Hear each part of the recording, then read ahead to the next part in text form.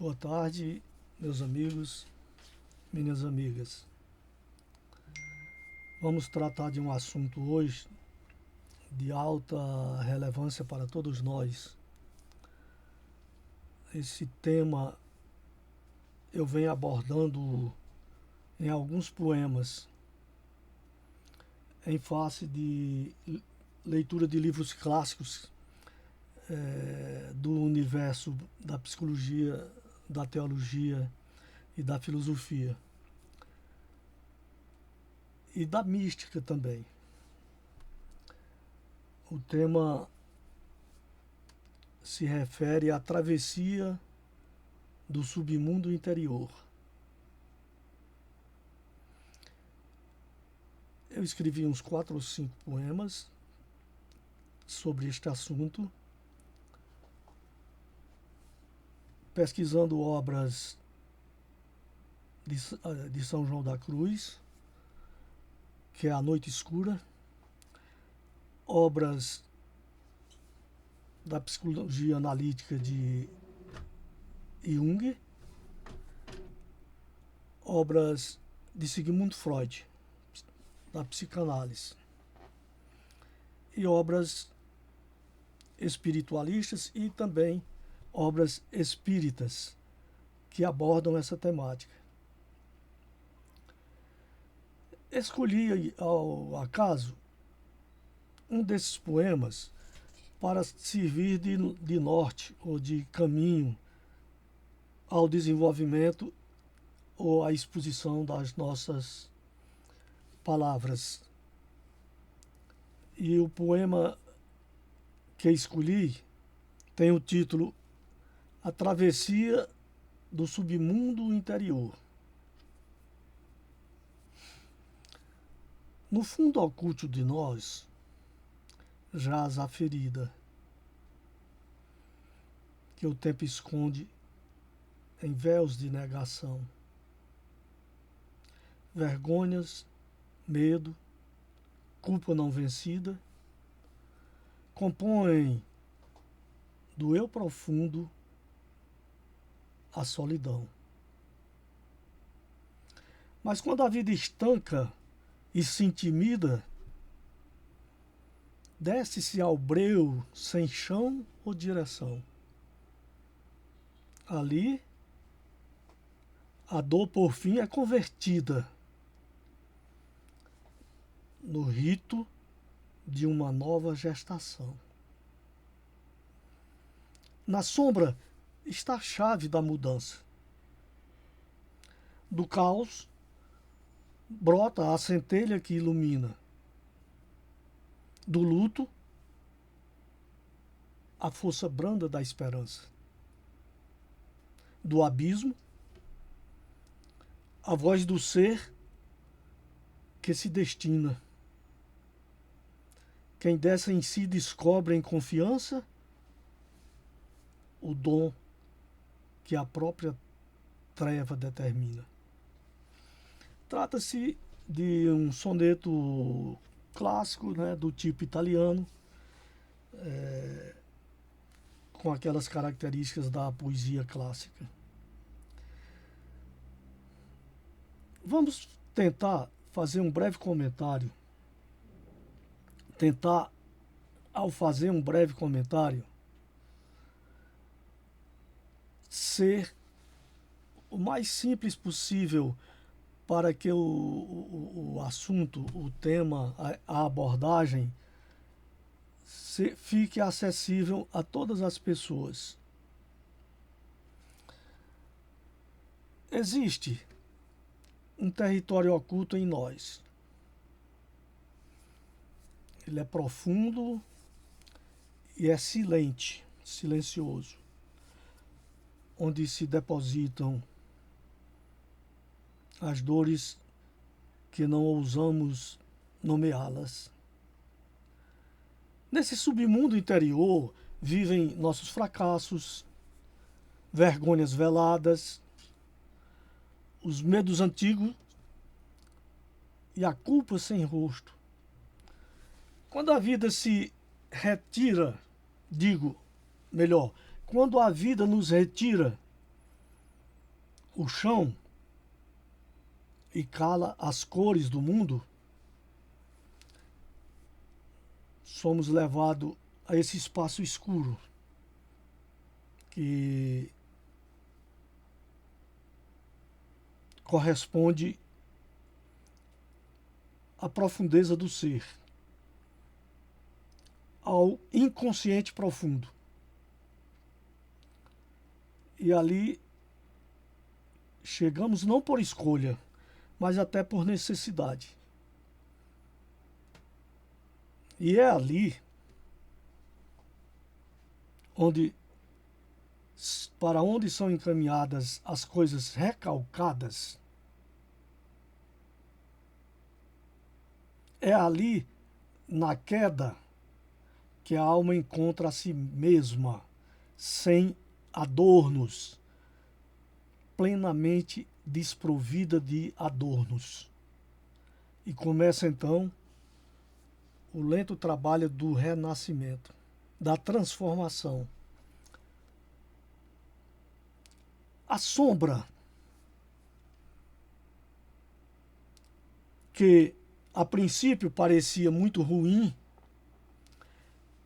revela-se então como matriz da transformação. Porque é no contato com essa realidade escondida ou reprimida que nós vamos poder trazê-las à tona, dialogar com elas e redimensioná-las. Ou usando aqui uma palavra da psicologia, sublimá-las. Essa energia da qual nós não podemos nos furtar, ela pode ser trabalhada para um outro campo diferente dos traumas e das dores profundas que carregamos às vezes conosco.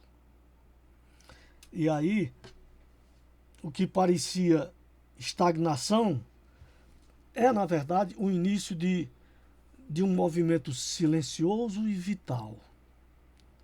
Um movimento transformador. Um movimento que nos deixa nus perante a vida e na entrada desse deserto existencial vai nos proporcionar o alcance da luz para a mudança de direção. Porque a estagnação, nesse caso, é, na verdade, um início de mudança. Porque nada acontece a golpe de machados. Tudo segue ciclos, tudo tem caminhos processuais e tudo é processual. Não existe mágica nas mudanças, nas transformações dos seres humanos. A dor, que é universal, quando acolhida sem resistência, converte-se em potência criadora. Não estamos aqui advogando uma dor masoquista. Estamos dizendo que a dor também constitui um instrumento valiosíssimo para que nós possamos acordar da nossa inércia, da nossa ignorância e da nossa escuridão, para que nós possamos expandir gradativamente a nossa consciência e passar a compreender a nós mesmos e ao mundo que nos cerca de uma maneira mais inteligente, mais fraterna, mais solidária e mais universal. Porque essa dor converte-se em potência criadora. E a escuridão não é o fim, mas o ventre de onde brota o sentido da vida. Quando nós falamos em descer a esse abismo, como fez São João da Cruz, no seu livro Noite Escura, nós estamos falando em aceitar o chamado da vida profunda, de não darmos as costas para os chamados que vêm do nosso eu profundo, do nosso inconsciente, buscando formas resolutivas de adequação e equilíbrio. Porque quem caminha entre suas próprias ruínas descobre que sob os escombros pulsa uma luz branda, um raio de luz, um alento da alma. E é lá que mora o dom que a treva revela. A centelha do ser autêntico, do self, que é a parte mais profunda de cada ser.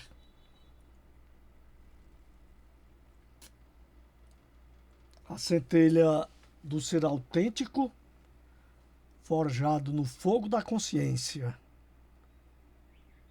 e iluminado pela coragem de jamais fugir de si mesmo. Em síntese, este é o conteúdo do nosso poema. Ao publicar este poema nas redes sociais, alguns leitores me enviaram várias perguntas sobre o tema abordado. E o nosso espaço aqui, naturalmente, não é suficiente para nos alongarmos, porque o assunto é muito profundo e demanda muitas análises sobre todos os aspectos. Portanto, eu selecionei 3 ou 4 perguntas de leitores e peço para que me permitam ler cada uma dessas perguntas, a fim de que eu possa esclarecê-las ou facilitar o entendimento dessas questões existenciais. Desse modo, vamos à primeira pergunta. Professor, existe no seu poema uma inversão da lógica comum.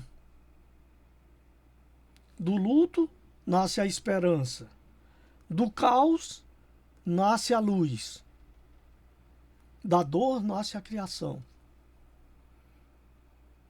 Poderia o senhor comentar como essa transmutação poética reflete uma visão simbólica da vida?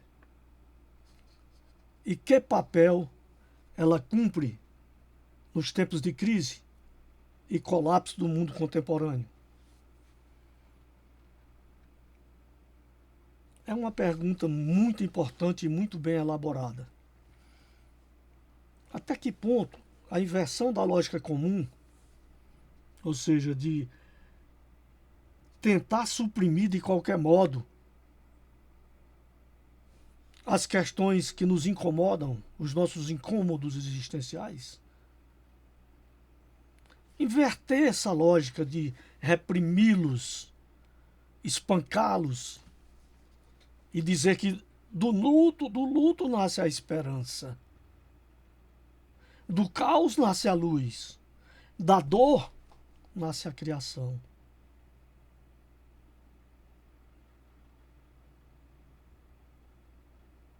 Onde se encontra essa lógica?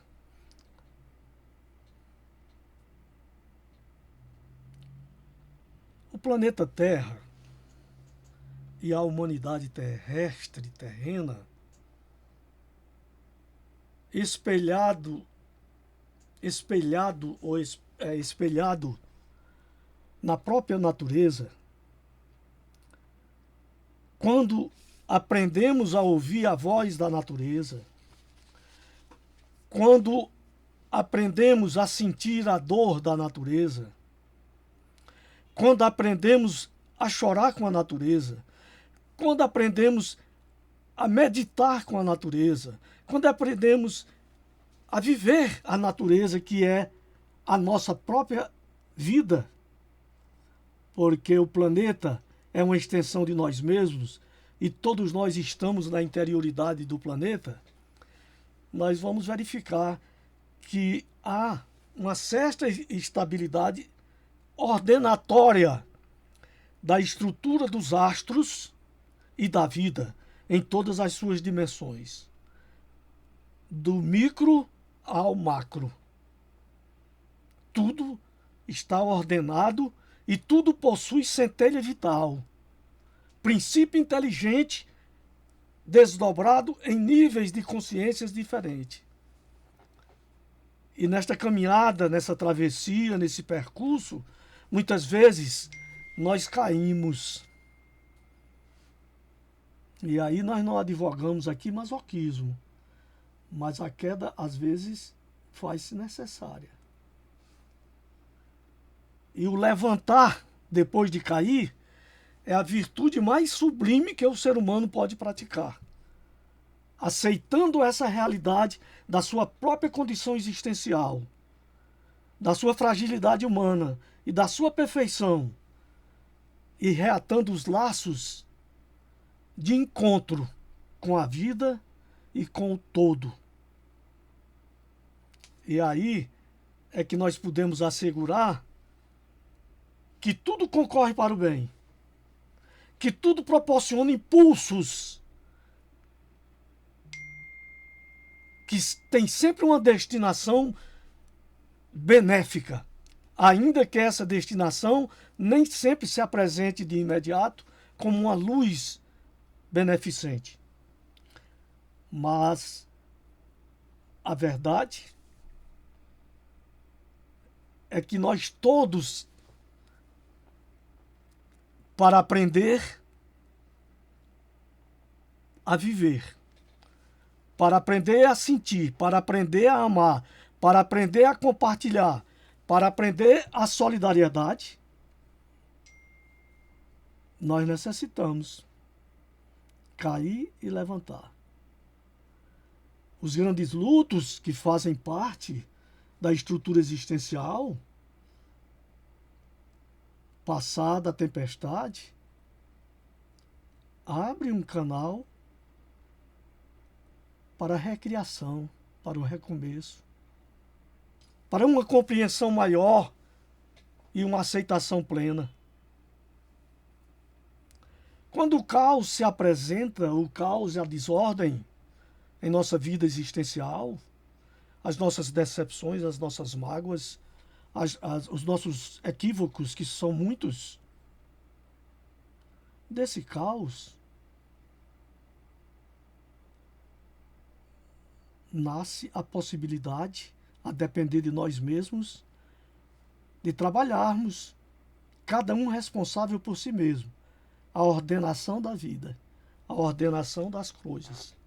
A dor, nesse caso, proporcionando uma recriação contínua da lei do progresso. Uma transmutação que no poema, nessa transmutação poética, reflete uma visão simbólica da vida como um todo. Principalmente no momento de crise pelo qual nós estamos atravessando. Nós estamos atravessando o que diz o título desse poema, a travessia do submundo interior, o percurso da noite escura. Porque há um conflito acentuado e crescente sem nenhum fundamento existencial. Uma espécie de dualismo doentio que separa as pessoas como inimigas eternas. E isso não é construído por Deus, não é obra de terceiras divindades, nem por simbolismos diabólicos. Isso é construção humana. Somos nós os responsáveis. E só quando nós assumimos o nosso erro declaradamente e passamos a admitir as nossas fragilidades e nos empenharmos pelo trabalho de vencer a si mesmo, é que nós alcançaremos a condição de mudar a estrutura interior de nosso ser e, consequentemente e inevitavelmente, contribuir para a mudança do mundo. Então, essa é a primeira resposta que eu apresento. O nosso tempo já está ficando bastante longo. Eu vou tentar responder a segunda pergunta e, se possível, a terceira, para encerrarmos. Vamos ver. A segunda pergunta diz o seguinte: caro professor, o seu poema fala da dor como um rito de gestação e do abismo como espaço do destino. Seria essa descida interior um símbolo universal do processo de individuação? Em que medida esse mergulho pode ser vivido poeticamente e não apenas como colapso?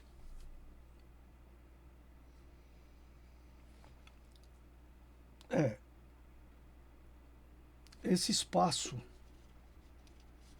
que nos proporciona um mergulho no inconsciente, no porão da alma, é o único caminho processual, ritualístico e verdadeiro em que se começa a elaborar a verdadeira gestação. Como ocorre sobre uma semente enterrada debaixo da terra? É naquele submundo que começa tudo. Então nós temos o lado luz, mas temos as nossas sombras. A hipocrisia nega tudo isso. Mas a hipocrisia não é uma virtude. A hipocrisia é um vício, o vício dos vícios. É um mal em si mesmo. Todos os místicos, todos os grandes avatares, grandes espiritualistas, precisaram passar por essa noite escura. Se retiravam para o deserto e depois de longo tempo voltavam gestados, voltavam transformados. Essa descida interior é fundamental. Não importa qual a técnica que nós usemos, mas todas as técnicas, quando nos causam bem-estar, quando nos resolve as nossas questões de saúde mental, são boas. Então existe inumerável quantidade de técnicas. Na questão mística, nós vemos os mergulhos profundos da alma em vários santos da Igreja Católica e fora deles, em vários médiums da doutrina dos espíritos, em vários avatares do hinduísmo e assim por diante. Essa descida, na verdade, é um símbolo universal que diz respeito à universalidade da existência e resulta num processo de individuação, ou seja, nós iremos, a partir desse processo, voltarmos a ser o que nós sempre fomos, na nossa integralidade, na nossa individuação, na nossa verdade, despida de todas as forças que a revestiram de mentiras, de enganos e de falseamentos. Poeticamente nós podemos viver, é uma das técnicas. Quando nós mergulhamos os poetas, eles mergulham muito nessa questão da profundidade do ser e dali extraem, através de inspirações, muita sabedoria. Então isso pode ser vivido e é vivido, respondendo a pergunta, poeticamente. E não é um colapso definitivo ou absoluto. É um colapso existencial necessário à travessia, que também não é infinita, que também não é duradoura, mas que ao contato com ela, nós vamos despertar, acordar em meio à treva, em meio ao breu da nossa noite escura, para a luz que é a verdade universal. Finalizando, eu vou responder a última pergunta, que diz o seguinte: o senhor escreve que quem desce em si descobre em confiança o dom que a própria treva determina. Como diferenciar a fuga para dentro de si como escapismo e essa travessia como um ato de coragem transformadora? Pergunta fantástica. Olha, ele quer diferenciar aqui duas coisas. A diferença da fuga, quer dizer, o fugitivo, aquele que foge, se esconde, e esconde suas deficiências, reprime através de sentimentos de culpa, é o caminho do fracasso absoluto. É o caminho da mentira, da hipocrisia. Como diferenciar isso desse escapismo, que na realidade não é um escapismo, é uma fuga momentânea, porque as coisas reprimidas vão estar presentes na memória profunda, no inconsciente, e voltarão como sintomas de doenças psíquicas, mentais, etc. Esse escapismo não tem nada a ver com a travessia da qual nós estamos. A travessia é exatamente o contrário. É o meio através do qual nós vamos nos desnudar, chegarmos a nós mesmos na nossa verdadeira autenticidade. É um ato de coragem transformadora. É um ato de elevação espiritual. É um ato que proporciona inumerável quantidade de benefícios para a saúde do corpo e da alma e para a elevação espiritual. Então, o escapismo de si é um mal em si, e a travessia da noite escura é um ato de coragem transformadora. Meu agradecimento e um grande abraço.